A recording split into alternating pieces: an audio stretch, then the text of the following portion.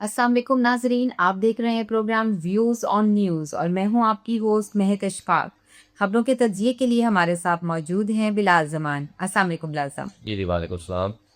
बिलाल साहब, इमरान खान साहब की तरफ यानी कि पीटीआई की तरफ से जो केस किया गया था इमरान खान की सेहत के और मुलाकातों के हवाले से, उसका आज सुप्रीम कोर्ट ने फैसला दिया है और वो फैसला ये आया है कि इमरान खान साहब को जो है ना वो फौरी तौर पर अल-शिफा हॉस्पिटल जो है उधर मुंतकिल किया जाए और उनकी मुलाकातें भी करवाई जाए। और गालिबन नौरीन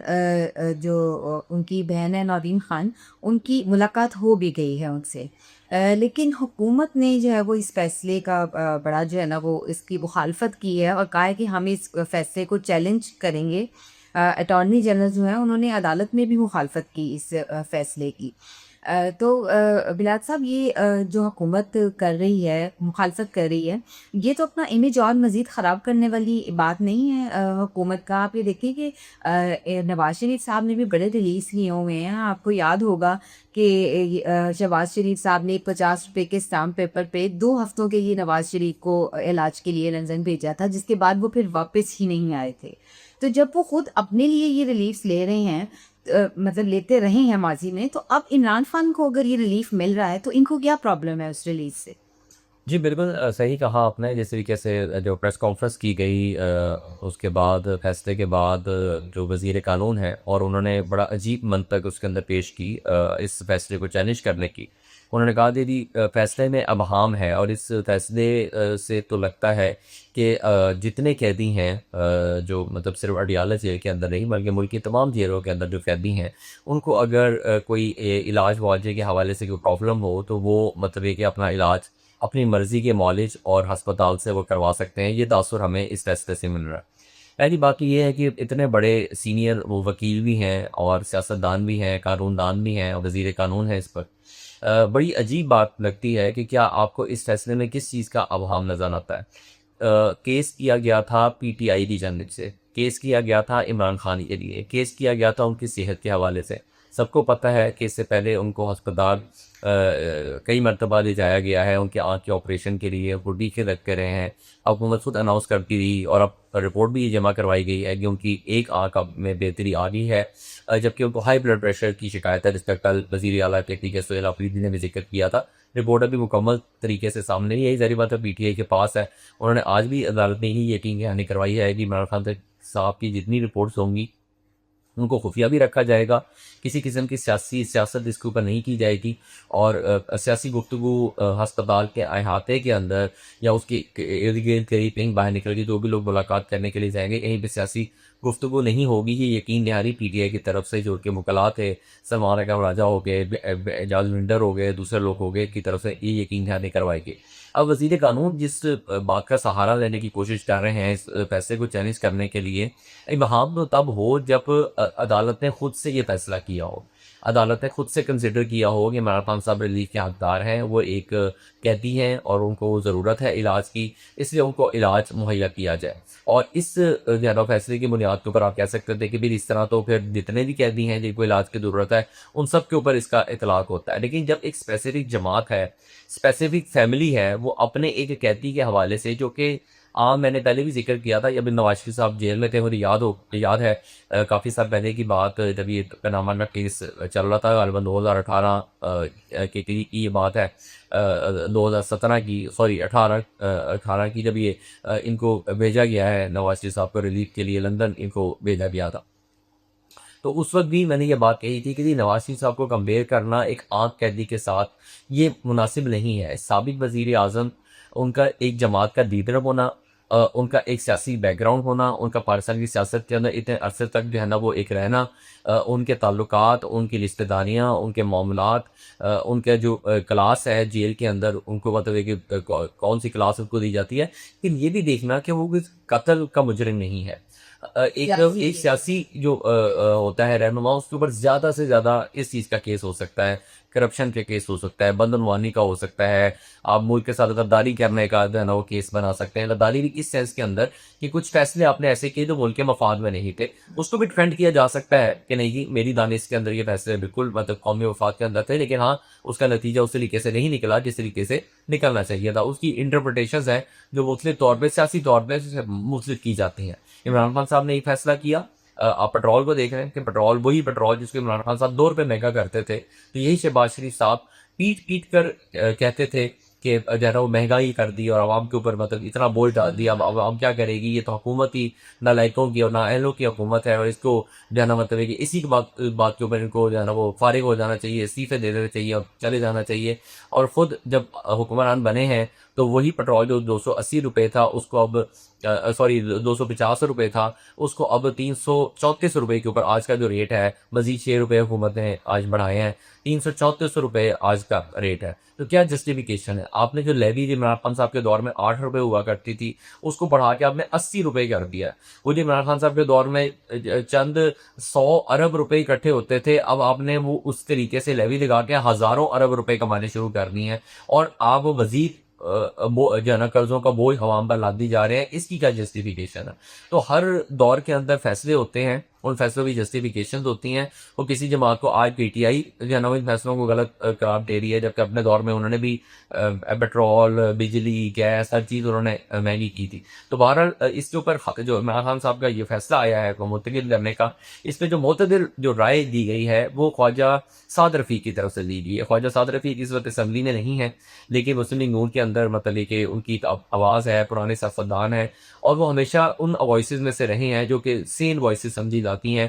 क्योंकि उन्होंने खुद अपना मुवाजना किया। उन्होंने कहा मैं खुद एक कैदी की हैसियत से ये बात कर रहा हूँ कि कैद आपको ऐसी बीमारी देकर जाती है, कैदी को कोई ना कोई ऐसी बीमारी जो है ना वो ज़रूर देकर जाती है जो उसके साथ है तादम या वह तरीके या ना उसकी ज़िंदगी तक उसके साथ चलती है। तो ये जो है ना इट्सल्फ मैंने आपको उस दिन भी ये बात कही थी कि इमरान खान साहब का ये कहें जी जेल के अंदर एसी लगा हुआ है, कूलर लगा हुआ है, उनके पास फैसिलिटीज़ हैं, उनको मुर्ग मुसल्लत दिए जाते हैं, उनको देसी घी के अंदर भुनी हुई जो है ना देसी मुर्गी उनको दी जाती है, यखनियाँ पिलाई जाती हैं, जो मर्जी आप कहें, जितनी मर्जी दुनिया की फैसिलिटीज़ आप गिनवा लें, एक शख्स का जेल के अंदर कैद होना, वज़ीर आज़म हाउस से उसका जेल के अंदर चले जाना, ये इट्सेल्फ उसके लिए इतनी बड़ी सज़ा है कि इन सारी नेमतों के होते हुए भी वो सज़ा उसके ऊपर भारी है।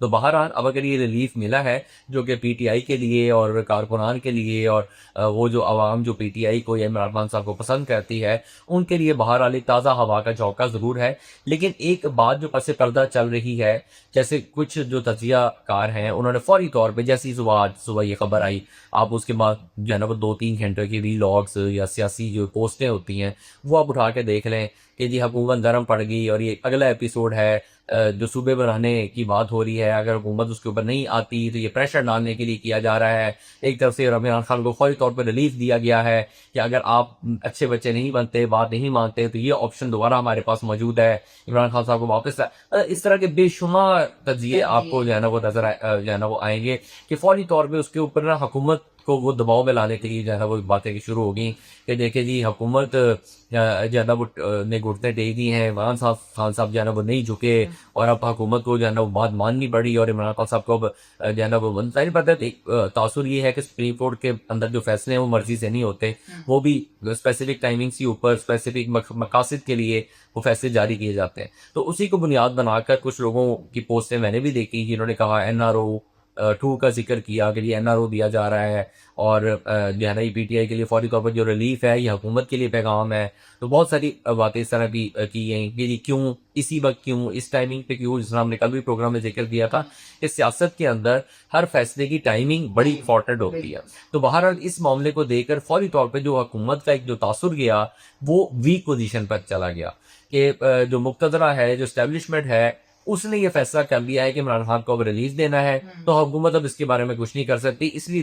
फौरी तौर पे जो हुकूमत का एक रिएक्शन सामने आया है जो कि नामुनासिब है, उनको वाकई जैसे आपने कहा कि उनको तकलीफ नहीं होनी चाहिए, वो खुद अपने जो रहनुमा है, बल्कि ख्वाजा साद रफ़ीक ने तो बड़ी अच्छी बात की। उन्होंने कहा मैं इसी किस्म पर रिलीफ जो बाकी असीरान है, इसका हमने कल भी जिक्र किया था, जो रिपोर्ट लगभग जेल है लाहौर की, उसके अंदर शाह महमूद कुरैशी हैं, उसके अंदर यास्मीन राशिद हैं, उसके अंदर उमर सरफराज चीमा है, उसके अंदर महमूद रशीद हैं, इस तमाम जो लोग हैं इन सबको उन्होंने कहा कि इसी किस्म का रिलीफ उनको दिया जाना चाहिए, और उन्होंने कहा कि अगर इमरान खान साहब को ये रिलीफ मिला है तो मैं इसको सपोर्ट करता हूँ, और मैं मतलब कि चाहता हूँ कि जो टेम्परेचर इतना आप ऊपर लेकर गए हुए हैं इसको नीचे लेकर आए, और मतलब कि मामला को नॉर्मल करें, बातचीत जो है ना वो शुरू करें, और चीज़ों को जो है ना वो नॉर्मलाइज करें। जेल के अंदर जो है ना वो आप एक सियासी कैदी को जो है ना वो हमेशा के लिए आप उसको जेल में नहीं रख सकते। ये मामला किसी न किसी वक्त जो है ना वो आपने सुलझाने की तरफ लेकर जाने हैं, और अगर ये बात हुई है तो इसको फौरी तौर पर जो है ना वो हुकूमत को लेना है। और उन्होंने ये बात भी कही बीच में,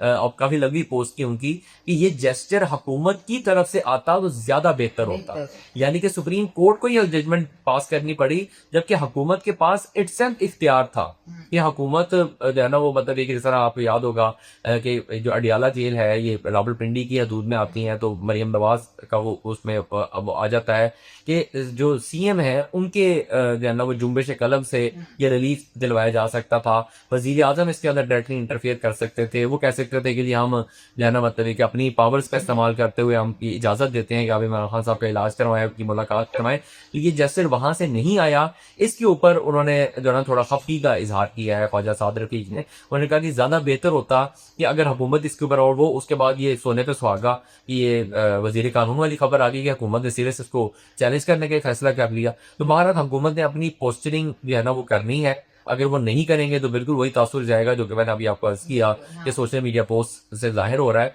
तो मेरे ख्याल से हुकूमत इस वजह से फौरी तौर पर इसके ऊपर अग्रेसिव अप्रोच लेती वो नजर आ रही है। अंदर खाते शायद उनको भी कोई प्रॉब्लम ना हो अगर इमरान खान साहब को सेहत के हवाले से, इलाज के हवाले से, मुलाकातों के हवाले से कोई रिलीफ मिल रहा है, क्योंकि राना सनाउल्लाह इससे पहले ये बात कह चुके हैं कि अगर अदालत कोई फैसला देती है तो हमें कोई एतराज़ नहीं होगा, हम उसको मनोअन या ना वो तस्लीम करेंगे। बल्कि अभी भी कुछ बयानात हुकूमत की तरफ से ऐसे आए हैं, तारिक फतेह चौधरी ने ये बयान दिया है कि हम सुप्रीम कोर्ट के फैसले के ऊपर मनोअन जो है वो अमल करेंगे। लेकिन दूसरी तरफ हमें नज़र आता है कि कुछ थोड़ा बहुत उसके अंदर आप कह लें कि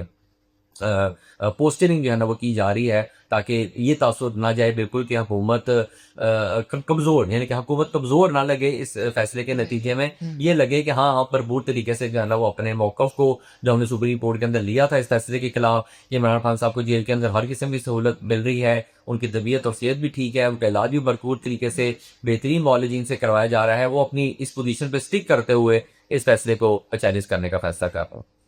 बिल्कुल ठीक है। चलिए जी प्लाट साहब, हमारे पास टाइम ज़रा शॉर्ट है, हम छोटा-सा ज़रा एक और टॉपिक डिस्कस कर लेते हैं। बसंत के हवाले से मतलब बसंत फेस्टिवल जो है उसके हवाले से ख़बर आई थी जो बाद में पता लगा कि फ़ेक न्यूज़ थी, लेकिन अब मरियम नवाज़ साहिबा के ऑफ़िशियल पेज पर ये ख़बर आई है कि 12, 13 और 14 मार्च को लाहौर में बसंत फेस्टिवल मनाया जाएगा। तो उन्होंने लाहौरियों को भरपूर जोशो खरोश से तैयार होने का जो है ना वो दिया है कि तैयार हो जाए। तो बिलाल साहब 12, 13, 14 मार्च तो अभी बहुत दूर है, तो इतनी जल्दी जो है ना वो ये बसंत फेस्टिवल की खबर क्यों?